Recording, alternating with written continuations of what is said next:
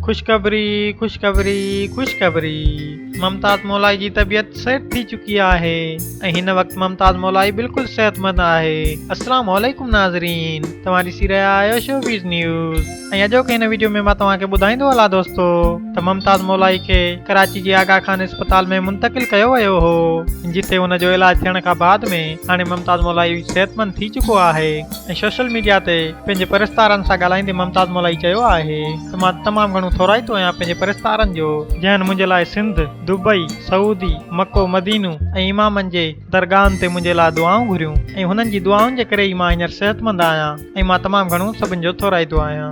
उन वक़्तु आगा खान अस्पताल में मुमताज मौलाई सां गॾु जेके दोस्त वेठल हुआ उन्हनि में शामिल वहीद हिकिड़ो, अली मुराद ज़रदारी, नज़ीर मज़ारी, अहमद अली चाचड़ साहिब, गुलाम कादर घायल साहिब, बाबू संजराणी ऐं ॿिया दोस्त शामिल आहिनि।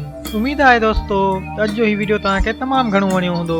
जेकॾहिं अॼु जो ही वीडियो तव्हांखे वणियो आहे त असांजे वीडियो खे लाइक कयो ऐं असांजे चैनल खे सब्सक्राइब कयो ऐं गॾोगॾु घंटी जे निशान ते बि क्लिक कयो त जीअं असां जॾहिं बि को नओं वीडियो अपलोड कयूं त उहो सभ खां पहिरीं तव्हां ताईं पहुची सघे ऐं तव्हां हुन मां ॼाण हासिल करे सघो।